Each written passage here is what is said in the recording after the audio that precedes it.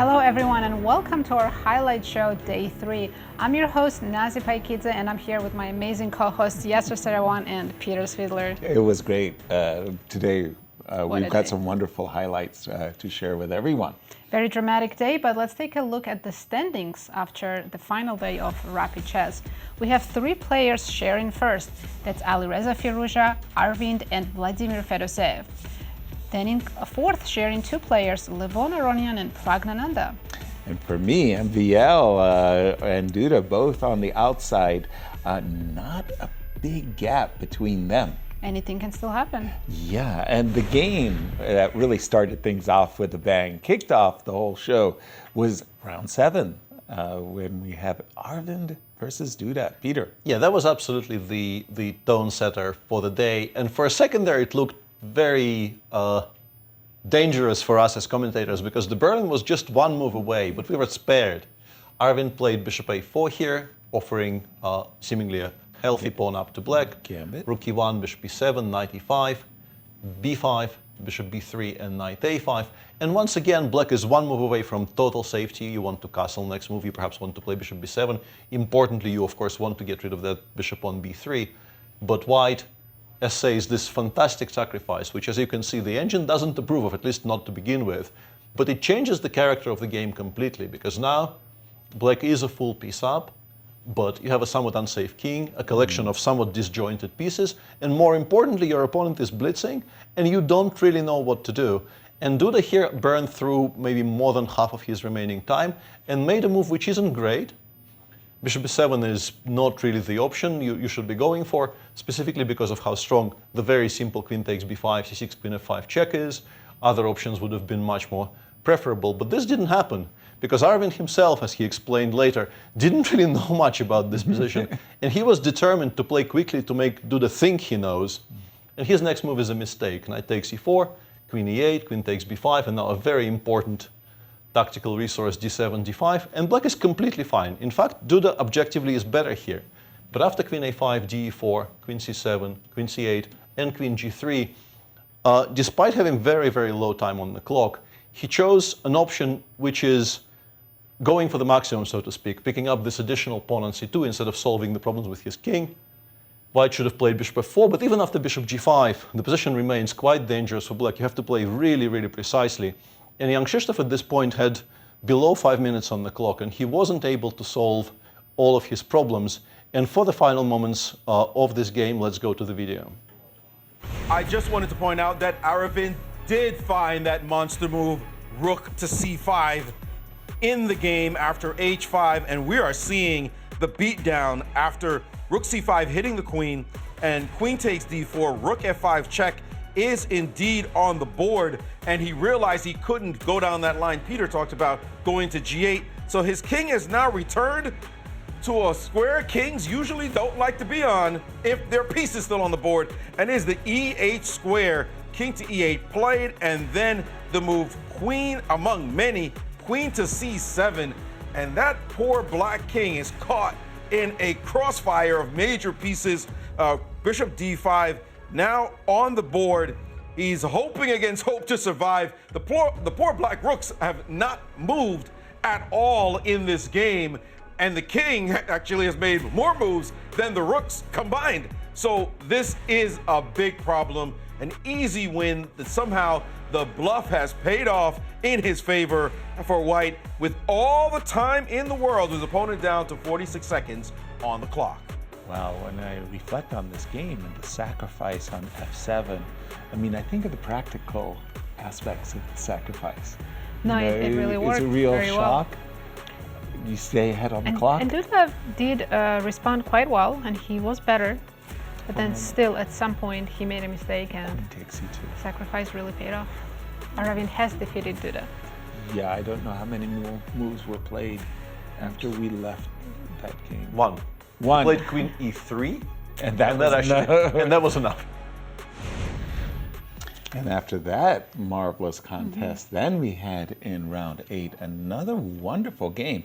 Prague completely outplayed his opponent David with this bishop d4, He knight won in f3. style. Really, a kingside attack that you're going to enjoy very much. Take a look at our video. Another bit of tactics on the other side. I mean, there's ingenious tactical ideas based on this move. Knight to f3 check, and again, white's piece is stuck on one half, particularly the queen on a4. Kasparov used to talk about splitting the board in half, and if you split it in half, you see that the majority of pieces are on one side for white and just simply cannot shift sides versus the king that's supposed to have been safe. And so he did play king h1, trying to survive here, and now the move queen to e5, insisting on the capture, and after it takes, bishop takes h3, and now knight to d4. He didn't want to save his rook because, again, when the cat's away, the queen being the cat on a4, the mice will play, except there's a big old tiger that's actually sitting on the h5 square. Absolutely amazing stuff. He did play knight to d4, accelerating his demise. Queen h5, queen b5. Could we trade now, please? No can do. Rook to d5, and that a devastating discovery coming. I am so impressed by how Prague just simply mangled his opponent, and all based on a consistent theme of keeping the queen on a4 out of the game and causing his opponent such consternation that he ended up making this big mistake, c3, and suddenly it was the white king that got eviscerated. Guys, I don't know about you, but this was absolutely one of the more impressive games of this tournament. And for the final highlight of our video, it's a very, very easy choice. It's arguably the game of the tournament so far. In the final round, Alireza had a big margin. He was playing against Arvin. It was very important for him not to lose that game because that would have allowed for Arvin to catch up. And we come to this position. This is almost straight out of the opening. It was a reasonably quiet Ruy Lopez. And had he played d5, d4 here, which is a move Arvind actually mentioned in his press conference, Arvind saw a great deal here. I was very impressed with how cleanly he saw this position, despite, as you will see, making some mistakes. Black is completely fine, but instead, Alireza decides to take the pawn on a4, and now this thunder strike, this rook takes d5 move, very, very beautiful geometric motif. If you take with the knight, of course, you get mated on g7, and if you take on d5 with the queen, you lose that queen immediately to knight takes f6 and queen takes d5. Alireza played queen g4. He should have played queen e8, and his position, while unpleasant, was probably manageable. Queen g4 is in fact a losing mistake, but the way it loses is very difficult to understand. And once again, I was very impressed with how Arvin basically calculated the entire correct line until the very, very last moment. He should have played queen takes e7, a move he very seriously considered. In fact, I think he had 5 minutes here, and he went down to maybe half a minute on the clock trying to find a win after queen e7. Knight takes h5. Now, very important to see f3. If you play h3, you give black a hugely important square on e4. But you should play f3. I thought maybe he hadn't seen f3, but no. He saw that and thought that after queen c8, rook fd1, and queen e8, black survives. When in fact, queen b7, queen c8, and in particular the fact that this kind of a really strange quiet move, which just prevents black from continuing to chase the queen around, just lands an unstoppable threat of rook d8. And this somehow is just a completely lost position for black. But this very, very final touch was not spotted by Arvind, and he ended up going bishop takes f6, which gives him an advantage, but not a huge advantage. And then for the longest time, it seemed like Alireza was going to make a comfortable draw, but not so fast. For the conclusion of that game, let's go to the Yasser, Nazi, and the video. Absolutely. Well, indeed, Alireza defended incredibly well. And we thought, well, now he's going to make a draw. He'll go into the last round. He'll go into the blitz with a clear lead.